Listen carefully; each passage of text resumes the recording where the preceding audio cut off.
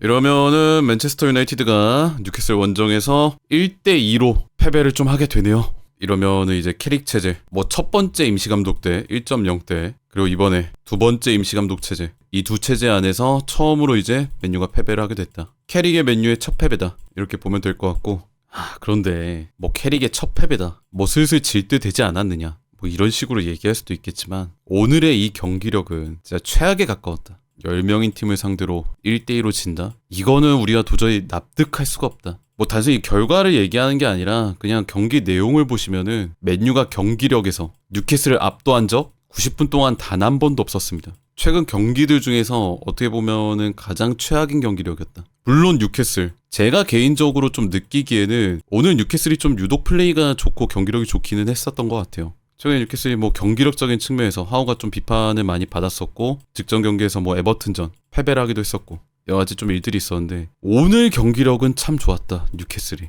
특히나 맨유가 맞닥뜨려야 했던 두 미드필더 토날리랑 조엘링톤, 진짜 이 두 선수한테 내내 압도당했던 경기였다고 생각을 해요. 조엘링톤 오늘 컨디션이랑 플레이 너무 좋았습니다. 특히나 이 미드필드 지역, 중앙이나 혹은 살짝 아래 지역에서 예를 들어 맨유가 이제 전방 압박을 시도를 하고 있을 때 동료한테 패스를 받아서 이걸 반대쪽으로 간결하게 툭 돌려놓는 플레이, 이런 거에서 조엘링톤이 팀한테 이득을 가져다준 부분이 정말 많았거든요. 게다가 상황이 됐을 때 직접 볼을 끌고 올라가는 전진성, 이런 것도 너무 좋았고, 심지어 이제 전반전 장면에서 뭐 슈팅이 좀 떠서 위쪽으로 많이 올라가긴 했지만 조엘링톤이 이제 박스 앞에서 강력한 슈팅을 하는 장면도 있었죠. 이날 조엘링톤의 플레이는 미드필드 전 지역을 거의 커버하면서 상대의 전방 압박을 풀어주는 연결고리 역할을 수행을 하고, 이 볼이 풀렸을 때 본인이 또 빠르게 위로 올라가서 공격 지역에까지 가담하는 전천후 미드필더의 플레이를 정말 잘 보여줬다고 생각을 합니다. 아니 왜 우리 맨유한테만 엄격한 거야? 특히 키퍼들 맨유만 만나면 왜 날라다니는 거야? 키퍼뿐만 아니라 그냥 전체적으로 팀을 봤을 때 되게 신기한 게, 뭔가 이상하게 뭐 지난 풀럼도 그렇고 웨스트햄도 그렇고 이번 뭐 뉴캐슬도 그렇고, 뭔가 맨유가 상대하는 팀들은 이상하게 우리만 만나면은 최고점을 찍는 느낌이야. 그 최근 경기들 중에 제일 잘해, 우리만 만나면. 뭐 키퍼가 잘하는 날도 있고, 뭐 전체적으로 그냥 팀 경기력을 얘기할 때도 그렇고, 참 이상하다. 그리고 또 한 명, 산드로 토날리. 와, 진짜 토날리는 그 거듭 느끼지만 참 좋은 미드필더인 것 같습니다. 뭐 여러 가지 플레이적인 장점, 이런 거는 뭐 이전에도 많이 얘기했으니까 넘어가지만은, 오늘 경기에서 참 많이 드러났던 장점 중에 하나가 그냥 볼이 있는 공간 어느 화면을 딱 찍어서 멈춰봐도 항상 토날리가 있어요. 항상 볼 주변에 있는 선수. 그리고 만약에 맨유가 이제 볼 끌고 전진을 한다, 그럼 또 그 공간에 있죠. 상대 전진을 틀어막든 태클을 하든 볼을 뺐든 여기에 항상 토날리가 있다. 걔가 지금 공격 진영에 올라갔을 때도 역시나 또 위력을 발휘하는 걸 보면은, 뉴캐슬이 괜히 이 선수의 이적료로 1억 2,500만 파운드를 책정한 게 아니구나, 하나 2,500억 원, 이거를 괜히 세팅한 게 아니구나, 이렇게 뉴캐슬 미드필더들 얘기를 좀 했는데, 우리 미드필더들은 좀 어땠나? 맨유 미드필더들은, 저는 오늘의 그 맨유의 경기력은 지난 크리스탈 팰리스전에 좀 연장선상에 있었다고 생각을 합니다. 리산드로 마르티네스의 이탈로 인한 빌드업 퀄리티의 하락 문제. 리산드로가 없으니까 맨유가 이제 빌드업이 잘 안 되죠. 그러다 보니까 원래라면 이 리산드로가 주도했던 이 왼쪽 가까운 지역에서의 빌드업을 누가 해줘야 되나요? 이제 카세미로가 내려와서 해줘야 됩니다. 리산드로가 있었을 때는 카세미로가 막 빌드업을 주도한다는 느낌보다는 오히려 약간 리산드로가 주도하고 카세미로는 미드필드에서 볼 기다리면서 줬을 때 돌아서고, 이런 느낌이 강했거든요. 근데 리산드로가 없다 보니까 지금은 카세미로가 주도적으로 빌드업을 이끌어줘야 됩니다. 그래서 이전보다 아래로 내려와 있는 빈도, 센터백들 앞에 있는 빈도가 많이 늘어났고요. 이것 때문에 카세미로가 별로 좋아지는 않는 상황, 빌드업을 이끌어야 되는 상황, 이거에 대한 부하가 걸리는 상황, 이게 최근 경기들에서 꾸준히 나타나고 있다. 근데 그게 오늘 경기에서도 여전히 드러났다. 근데 저는 최근에 좀 리산드로 마르티네스가 없었으니까 많이 실감을 하는 부분이 있는데, 뭐랄까, 리산드로 마르티네스의 존재는 맨유의 좀 오랜 숙제를 지워주고 있었다라는 생각이 좀 드는 것 같아요. 빌드업 때는 삼선의 부재 문제, 이게 사실 몇 년 동안 해결이 안 됐던 좀 오랜 문제잖아요. 근데 빌드업 때는 왼발잡이 센터백 리산드로 마르티네스가 그동안 있었다 보니까 그 오랜 숙제를 안 했던 게 좀 티가 안 났다. 그런데 그 리산드로가 사라지니까 이제 그 미뤄왔던 숙제가 드러나기 시작한 거죠. 이게 하루아침에 나타난 문제가 아니라 그냥 팀이 몇 년 동안 해결을 못하고 있었던 고질적인 문제였다. 다만 이게 리산드로 마르티네스라는 존재 때문에 가려져 있었을 뿐이지. 그리고 또 오늘 경기가 크리스탈 팰리스전의 연장선상이라고 얘기를 하는 거는 여전히 또 그때 나타났던 그 문제. 메뉴와 쿠냐랑 은벤모를 이 4-2-3-1 포메이션에서 동시에 썼을 때 둘 다 안쪽으로 좁혀있는 선수다 보니까 이 중앙에 있는 선수들이 너무 많고 측면을 활용하는 선수들이 아무도 없다. 또 측면에 빠져 있더라도 이 선수들이 뭐 윙포워드가 아니다 보니까 이 측면을 제대로 활용하지 못한다. 이게 팰리스전에서도 그랬고 오늘도 여전히 드러났습니다. 뭐 쿠냐도 그렇고 은벤모도 그렇고 측면에서 넓게 뛰면서 직선적으로 뛰면서 터치라인 밟고 뛰면서 막 상대 수비 라인을 막 벌려놓는 유형의 선수들이 아니다 보니까 이런 온더블 상황이 났을 때 그런 전진 상황에서 아쉬운 부분들이 꽤 많았고요. 그나마 쿠냐가 오늘 조금 그런 돌아서는 움직임, 상대한테 이제 둘러싸였을 때 빠져나오는 듯한 움직임 이런 거를 좀 보여주긴 했지만 오늘 경기는 은벤모 쪽은 좀 많이 아쉬웠다. 오른쪽 윙으로 이렇게 배치가 됐을 때 벌려있는 느낌보다는 안으로 많이 좁혀있으면서 뭔가 포지션이 되게 애매한 듯한 느낌. 상대한테 둘러싸여 있고 볼을 받아도 돌아서기에 되게 애매한 위치고 그렇다고 측면 넓게 벌려있을 때 볼을 받아서 여기에서 뭐 크랙 플레이를 할 수 있는 것도 아닌 뭔가 좀 애매한 롤이 되어버렸다.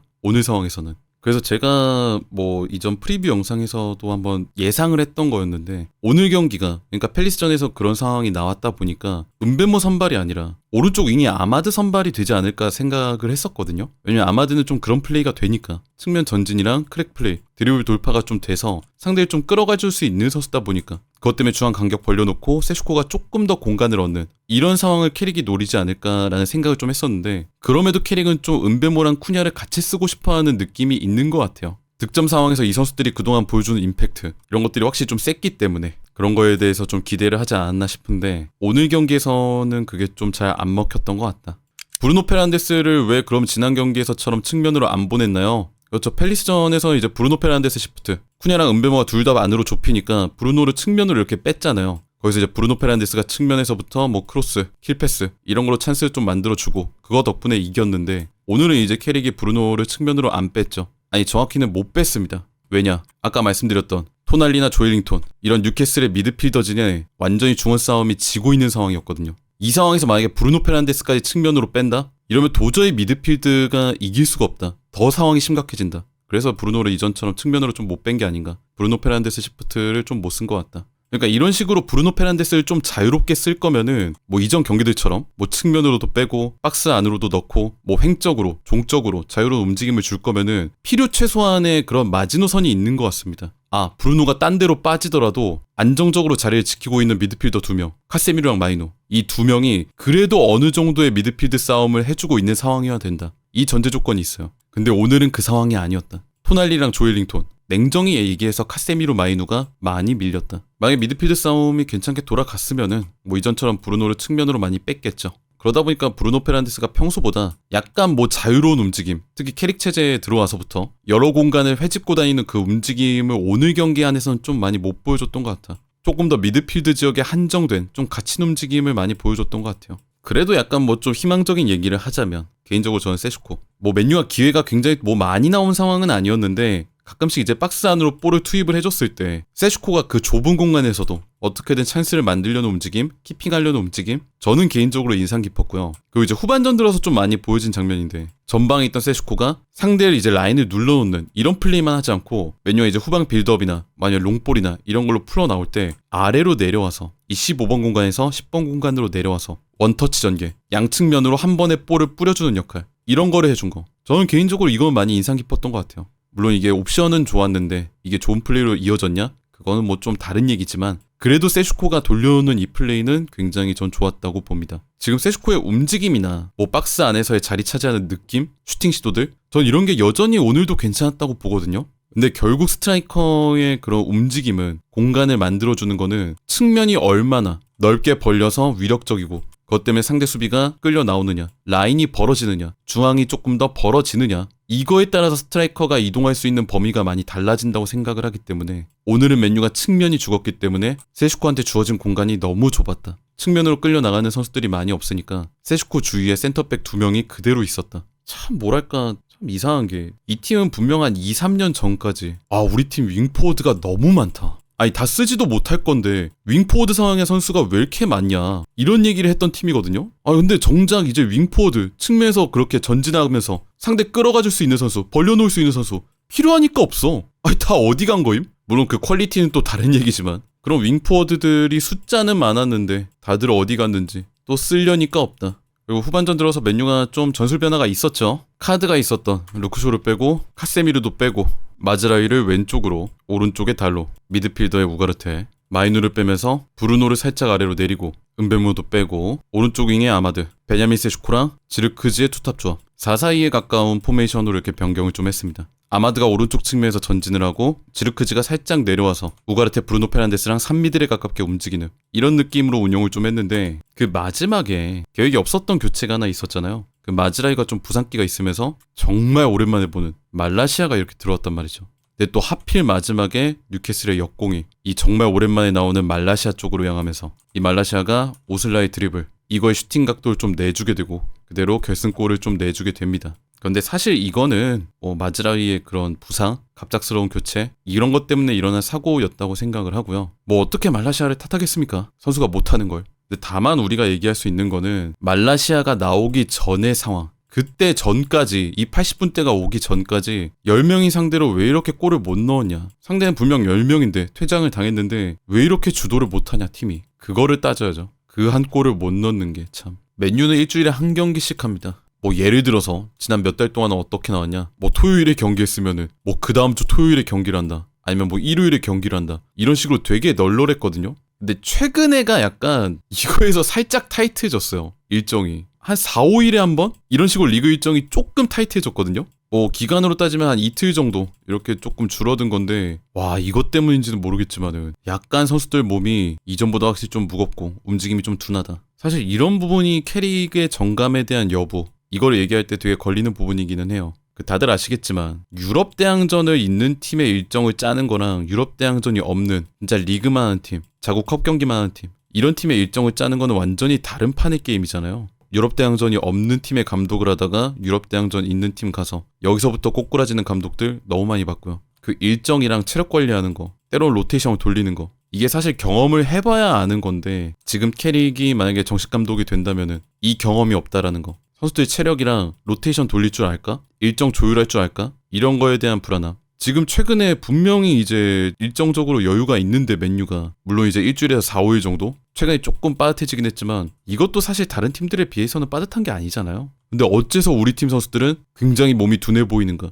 체력적으로 문제가 있어 보이는가? 이거에 대해서 조금 불안함을 느끼게 한다 우리가. 우선은 지금 맨체스터 유나이티드한테 필요한 거 1순위 역시나 리산드로 마르티네스. 제가 볼 때 공격 방향에서 맨체스터 유나이티드의 본체 브루노 페란데스라면은 그냥 후방 빌드업 전체의 본체는 리산드로 마르티네스입니다. 이 선수의 있고 없고가 경기력의 그런 차이 너무나 커요. 하루빨리 반드시 복귀를 해야 될 것 같고 그 다음에 또 한 명 이거는 뭐 큰 기대를 안 하지만 더리우트는 대체 언제 돌아오는지 분명 부상당할 때 맨 처음에 부상당할 때는 뭐 금방 돌아올 것 같다. 경미한 부상일 것 같다. 그렇게까지 심각하지 않을 것 같다. 이런 얘기를 들었는데 얼굴을 까먹을 것 같아요. 맨날 심각해지나 봐. 물론 맥과이어가 캐릭 체제에서 절대 뭐 못한 게 아니고 잘해줬지만은 이 선수가 있음으로써 약점이 분명히 있잖아요. 우리 팀이 라인을 올리는데 한계가 분명히 있다. 팀이 지배를 하고 주도를 하고 위로 올라가서 상대를 가둬놓고 패려고 하는데 맥과이어가 기동력이 안 좋다 보니까 비교적 후방에 남아 있어야 돼요. 그러다 보니까 팀이 무제한적으로 라인을 올리기에는 한계가 있다. 공격적인 축구에 분명 한계가 있는 센터백이다.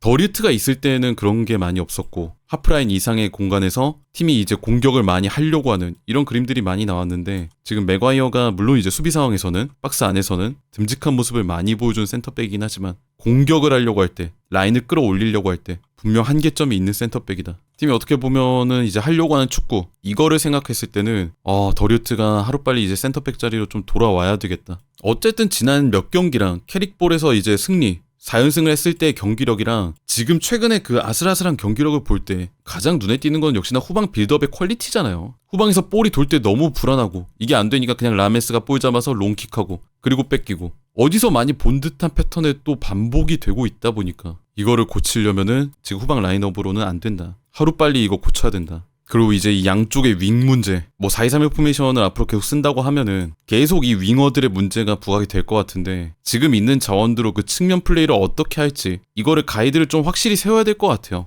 뭐 쿠냐랑 은베모 동시에 쓴다고 했을 때 이 둘의 동선을 좀 어떻게 정해줄 건지 포지셔닝이랑 4-2-3-1 포메이션을 쓰면서 중앙만 쓴다? 이건 너무 아깝잖아요. 어떻게 보면 상대의 측면으로 벌려놓을 수 있는 굉장히 또 적절한 포메이션 중에 하나인데 지금 이 스쿼드 안에서 어떻게 좀 해결책을 좀 찾아야 될 것 같습니다. 그리고 그리운 선수 세 번째 빨리 돌아와줘 도항. 우린 도항이 지금 필요해. 지금까지 말씀드린 그 측면의 문제, 상대를 벌려놓는 플레이, 이거를 해결해줄 수 있는 선수 쿠냐도 아니고요, 마운트도 아니고 도루구입니다. 도루구가 이 자리에 나왔을 때 본인이 이제 왼발잡이다 보니까 터치라인 타고 전진하는 플레이, 속도, 심지어 안으로 좁혀가지고 왼발잡이임에도 골을 넣는 능력, 딱 지금 맨체스터 유나이티드가 필요한 단 하나의 퍼즐, 특히 공격 쪽에서 이게 도루구라는 생각이 정말 많이 드는 것 같습니다. 언제 돌아와 줄까? 한 4월쯤 돌아오려나? 게다가 그 도루구가 한참 폼이 절정을 찍으려고 할 때, 우상향할 때 이제 부상으로 나왔다 보니까 우리가 기대하는 바가 되게 크죠. 만약에 이 상황에서 좀 복귀를 할 수 있으면 본인이 뭐 위력적인 플레이, 크랙 플레이 하는 것도 있겠지만은 세슈코가 얼마나 더 자유를 얻을까? 도루가 상대 수비 한 명만 끌어가고 많은 뭐 2명까지 끌어가 준다? 그게 아니더라도 도루구를 의식해서 센터백의 라인이 조금이라도 흔들린다? 그러면 세슈코가 이 안에서 얼마나 더 자유롭게 움직일 수 있을까? 이런 기대를 많이 하게 됩니다. 하루빨리 돌아오게 되면 좋겠네요. 리산드로도 그렇고 더리우트도 그렇고 마지막 도왕, 도루구도 그렇고 하루빨리 지금의 그럼 좀 부족한 퍼즐을 채워줄 수 있는 선수들이 돌아와줬으면 좋겠습니다. 빨리 돌아와 얘들아. 어쨌든 맨체스터 유나이티드가 뉴캐슬을 상대로 아쉬운 패배를 당했는데 또 어떻게 좀 잘 이겨내서 원래 좋았던 그 흐름, 연승 쌓던 그 흐름, 그래도 우리 3위야, 할 수 있어, 다시 좋은 흐름으로 돌아갈 수 있기를 간절히 한번 기대를 해보겠습니다.